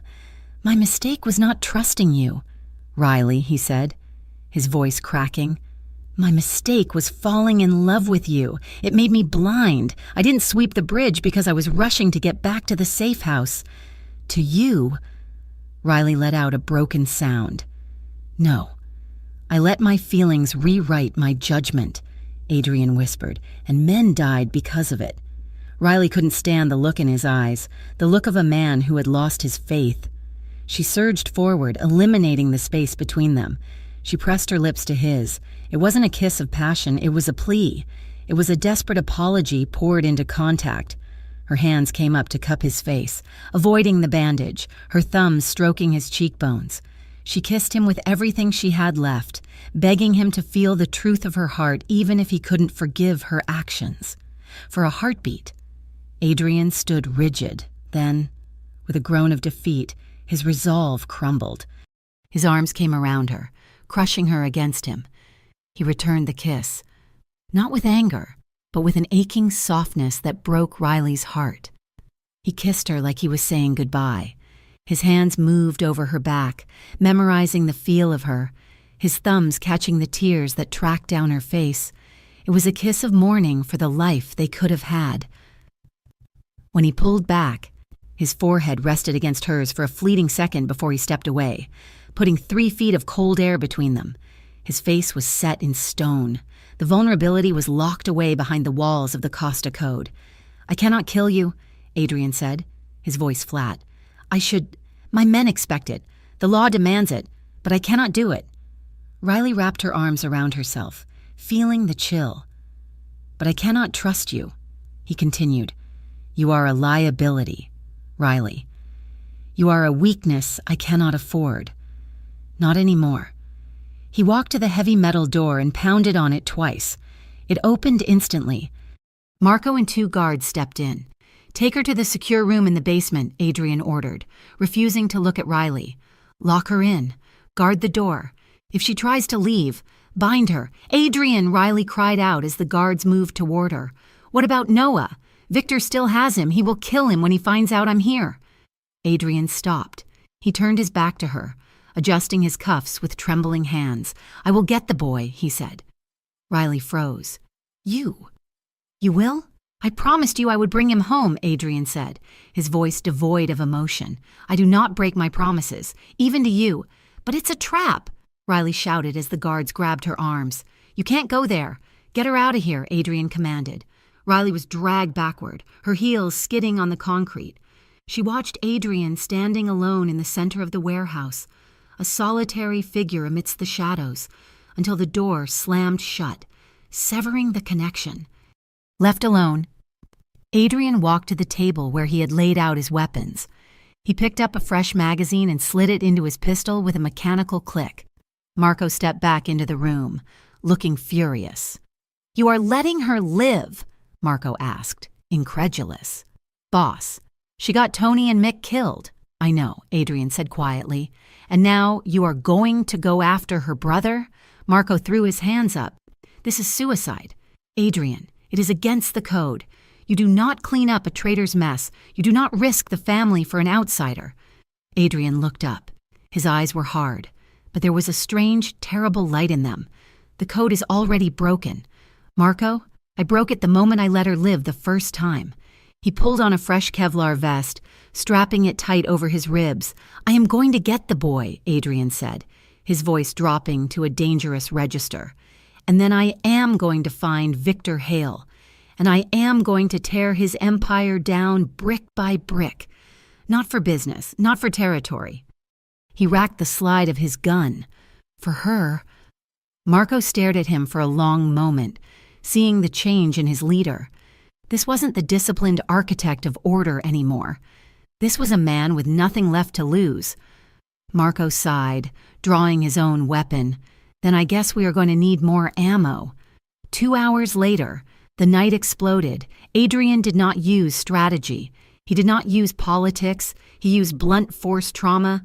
He liquidated favors he had held for a decade. He called in debts from corrupt SWAT captains and Port Authority officers. He exposed the location of 3 of his own safe houses to the police to create a diversion across town. He led the strike team personally. They hit the Iron Bridge warehouse, where Noah was being held like the wrath of God. They breached the front gate with an armored truck. They swept through the hallways with a violence that shocked even the Iron Bridge hardened veterans. Adrian moved through the smoke and the gunfire like a phantom, shooting with a precision that bordered on supernatural. He took a bullet to the shoulder, the impact spinning him around, but he didn't stop. He couldn't stop.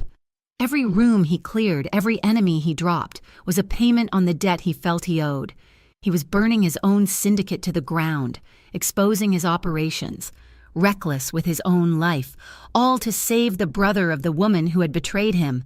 He kicked open the door to the holding cell. Noah was there, tied to a chair, barely conscious. He looked up, eyes wide with terror as the bloodied figure of Adrian Costa filled the doorway. "Can you walk?" Adrian demanded, holstering his weapon and drawing a knife to cut the bonds. Noah nodded mutely, too scared to speak. Adrian sliced the ropes and hauled the boy to his feet. "Run," Adrian ordered, shoving him toward Marco, who waited in the hall. "Get him to the extraction point."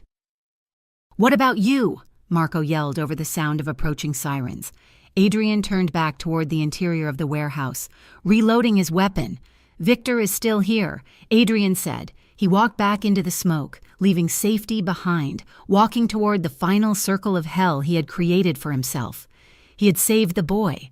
Now, he had a war to finish. The raid on the Iron Bridge warehouse was a chaotic, violent symphony of shattering glass and shouting men. But for Adrian Costa, the world had narrowed down to a single room.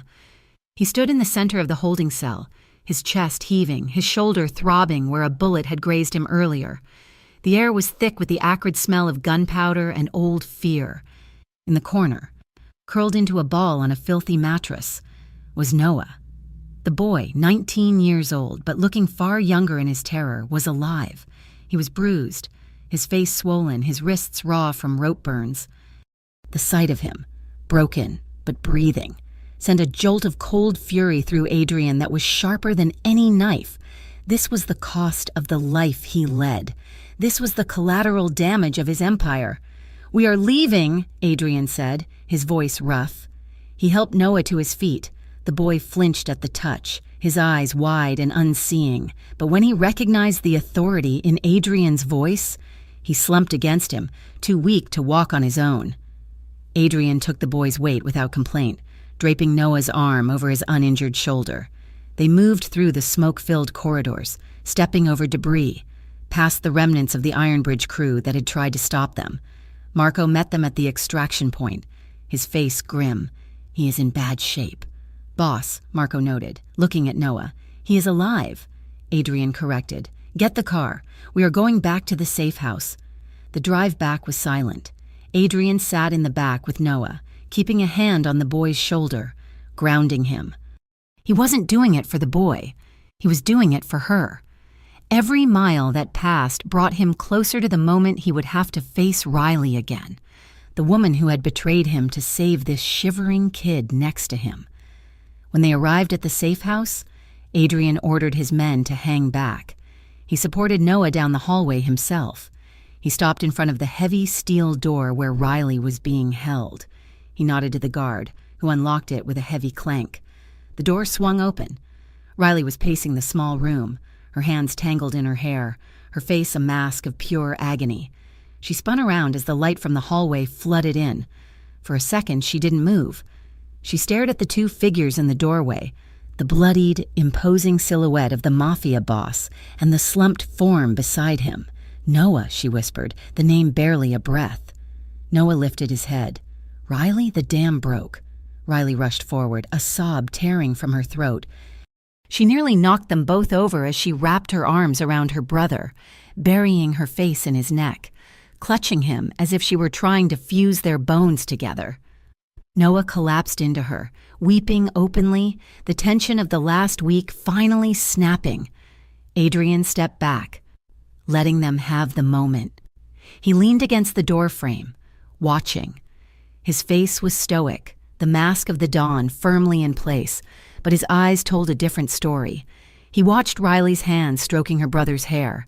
He heard the frantic, hushed words of comfort she was pouring into his ear, and he felt a phantom ache in his chest. He had broken his code. He had cleaned up a traitor's mess, and looking at the raw, fierce love radiating from Riley, he knew he would do it again. After a long time. Riley looked up, Her face was wet with tears, her eyes red-rimmed. She looked at Adrian standing in the shadows. "You brought him back," she said, her voice trembling. "I keep my promises," Adrian replied quietly. 2 hours later, Noah was sedated and sleeping in a secure bedroom, a doctor on Adrian's payroll watching over him. Adrian sat at the kitchen table, a bottle of whiskey open in front of him, cleaning his gun. Riley walked in. She had washed her face, but she looked exhausted. She hesitated at the doorway, then walked over and sat opposite him. "Thank you," she said. "There are no words. Thank you." Adrian didn't look up from the weapon. He slid the barrel back into place with a metallic click. "Do not thank me yet," he said. "It is not over." Riley frowned. "What do you mean? You got Noah. We can disappear. I will take him and go. You will never see us again." "No," Adrian said. He finally looked at her. The darkness in his eyes was absolute. "Victor knows you are alive. He knows I hid his warehouse. If you run, he will hunt you down. He will not stop until he has made an example of you." "Then what do we do?" Riley asked, fear creeping back into her voice. "We finish it," Adrian said. He stood up and walked to the window, looking out at the city skyline. "I have made a deal," he said. "Not with a cartel, with the feds." Riley's jaw dropped. You talked to the FBI?" "I gave them a folder," Adrian said. "It contains locations, bank accounts, names of corrupt judges, routes, everything they need to dismantle the Iron Bridge cartel." "And," Riley asked, sensing the other shoe was about to drop. "And the Costa Syndicate," Adrian added. Riley stood up, knocking her chair back. "You gave them your own people?" "Adrian, why?" "Because it is the only way to clean the slate." Adrian turned to face her, his expression fierce. "If I just take out Victor, another shark swims in to take his place. My own captains will fight for the territory. The war never ends. Riley, unless I burn the board." He walked over to her, his intensity pinning her in place. "I set a trap. Tomorrow night.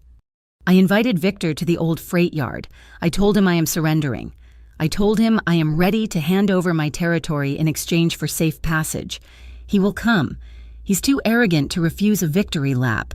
And when he gets there, we end him," Adrian said. "And then the police sweep in and take whatever is left." Riley stared at him. "You are going to prison." "It is better than a coffin," Adrian said with a shrug. "And it buys you freedom. Real freedom, not looking over your shoulder." "I am coming with you," Riley said instantly. "No." Adrian shook his head. "You stay with Noah. When the shooting starts, I am not staying behind." Riley cut him off, stepping closer, grabbing the lapels of his ruined shirt. "You are walking into a war zone alone? You think I'm going to let you die for me while I sit here safe? I cannot protect you out there," Adrian shouted, his control fraying. "I don't need you to protect me," Riley shouted back. "I need you to fight with me. I am a sniper, Adrian. I am the best shot you have. If Victor brings his heavy hitters, you will need someone to clear the field." They glared at each other, the air between them electric with the same stubborn fire that had drawn them together in the first place. Adrian looked at her hands gripping his shirt, at the set of her jaw. He realized then that he couldn't stop her. She wasn't a damsel he had rescued. She was a warrior he had partnered with. "Fine," Adrian breathed, covering her hands with his own. "But you stay close. You do not leave my sight. I stay close," Riley promised. The freight yard was a graveyard of rusted metal. Fog rolled in off the harbor, swirling around the stacked shipping containers and the skeletal remains of old cranes. It was quiet, the kind of heavy, unnatural silence that precedes a storm. Adrian and Riley positioned themselves behind a wall of concrete barriers near the center of the yard. Adrian had stripped down his crew to only the most loyal men, Marco and 2 others. He had sent the rest away, unwilling to let them die for a syndicate that would cease to exist by sunrise. Riley checked her weapon. She had traded her small pistol for a tactical rifle Adrian had provided. She looked comfortable with it, the stock tucked against her shoulder, her breathing steady. "Here they come," Marco whispered into his headset. Headlights cut through the fog. A convoy of black SUVs rolled into the yard, engines growling low. They fanned out, forming a semicircle. Victor Hale stepped out of the lead vehicle. He looked triumphant. He wore a long coat and a smile that looked like a jagged wound. He was flanked by at least 20 men, all heavily armed. "Adrian," Victor called out, his voice echoing off the metal containers. "Come out, little king. Let us discuss the terms of your surrender." Adrian looked at Riley. He reached out and squeezed her hand. A brief, crushing pressure. "Ready?" he asked. "Always," she whispered.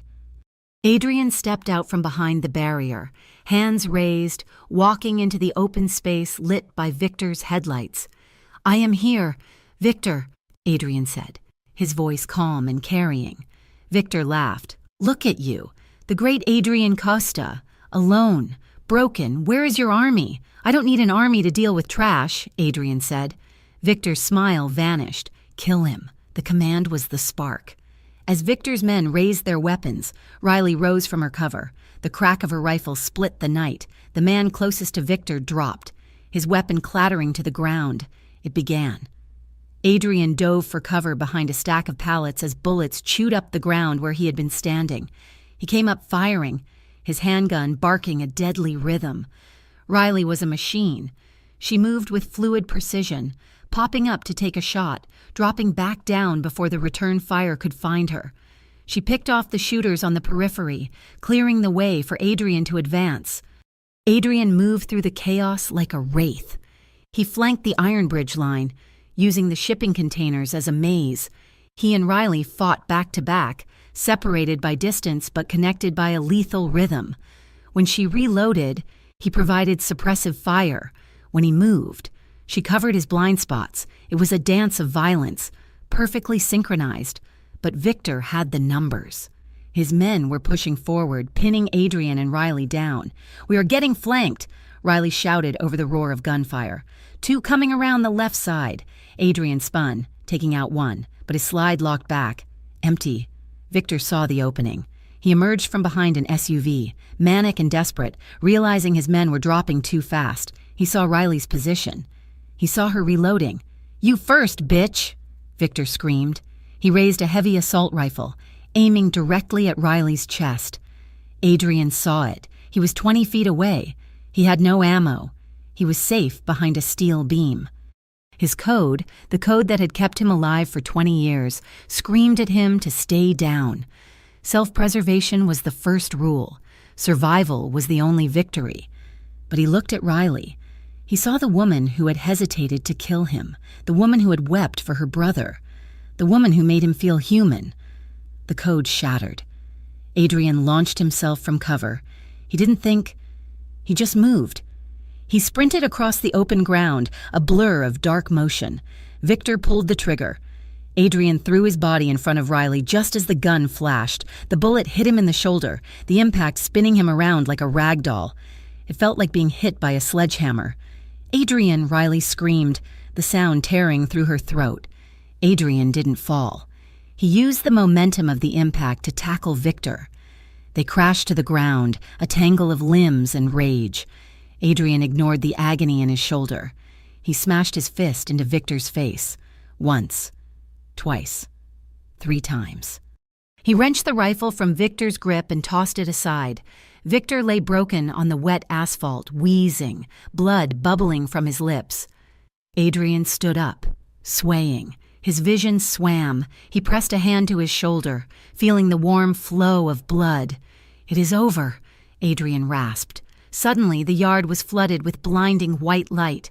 Sirens wailed from every direction, piercing the night. "Federal agents, drop your weapons, get on the ground!" The cavalry had arrived.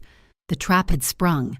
Iron Bridge men were throwing down their guns, surrendering to the swarm of armored officers pouring into the yard. Riley scrambled to her feet and rushed to Adrian. She grabbed him, her hands frantically checking his wound. "You are shot," she cried, tears mixing with the grime on her face. "You idiot! You took the bullet! Why did you do that?" Adrian looked down at her. The pain was blinding, but he felt strangely light, because the code was wrong. He whispered, "Riley, get down!" A police officer shouted, aiming a rifle at them. Adrian stepped back, pushing Riley gently away. He raised his good hand, the other hanging uselessly at his side.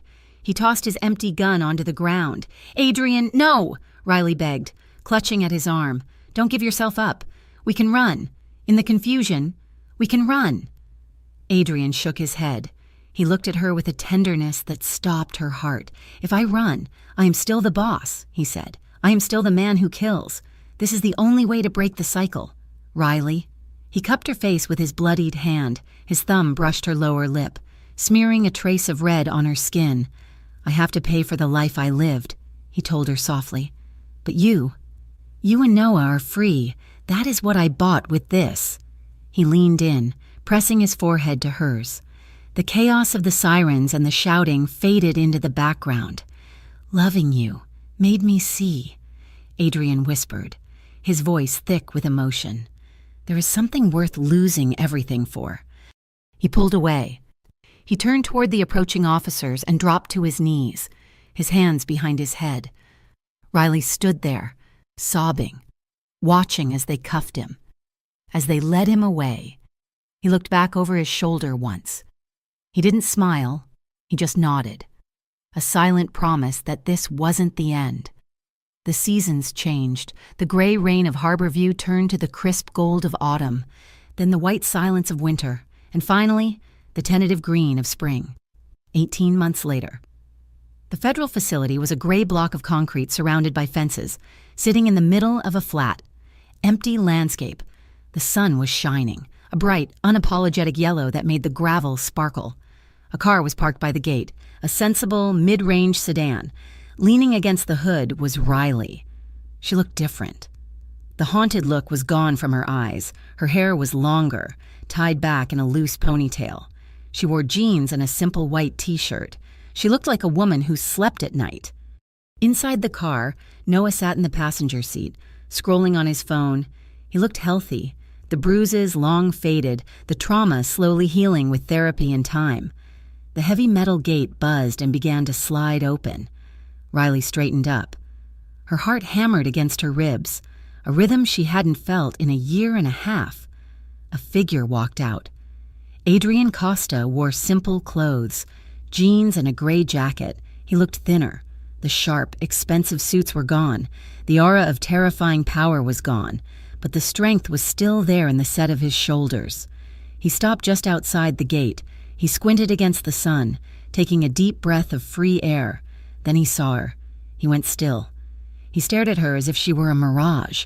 He had spent 500 nights staring at the ceiling of his cell, terrified that when he walked out, she wouldn't be there, that she would have moved on, that she would have realized a life with an ex-con wasn't what she wanted. Riley pushed off the car. She took a step, then another, then she was running. Adrian dropped the small bag he was carrying. He braced himself just as she collided with him. He buried his face in her neck, wrapping his arms around her waist, lifting her off the ground. She clung to him, her legs wrapping around his waist, her face buried in the crook of his shoulder.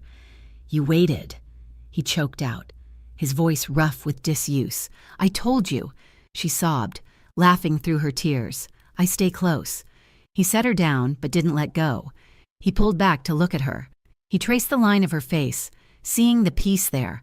Noah honked the horn. He stuck his head out the window, grinning. "Get a room, you two." Adrian laughed. It was a rusty sound, but real. When he looked at Riley, his eyes clear, the golden flecks shining bright, he leaned in. There were no walls, no shadows, no guns hidden under coats, just the sun and the woman he loved. He kissed her. It was a long, slow kiss, tasting of freedom and promise. It was the seal on a new contract, one not written in blood, but in the messy, fragile, fierce hope of a future they would build together. "Ready to go?" Riley asked, breathless, resting her forehead against his. Adrian looked back at the prison, then at the open road ahead. He took her hand, interlacing their fingers. "Yeah," he said. "Let's go home. Thank you so much for listening to The Mafia Boss Broke His Own Code." I hope you enjoyed Adrian and Riley's journey from enemies to lovers. Writing their story was an emotional ride, and I'm thrilled I could share it with you. I would love to hear from you. Please leave a comment below letting me know where in the world you are listening from. It is always amazing to see how far these stories travel. If you enjoyed this series, please consider subscribing to Mafia romance stories for more passionate, realistic, and thrilling tales. Don't forget to share your thoughts on the ending in the comments. Thank you for your support.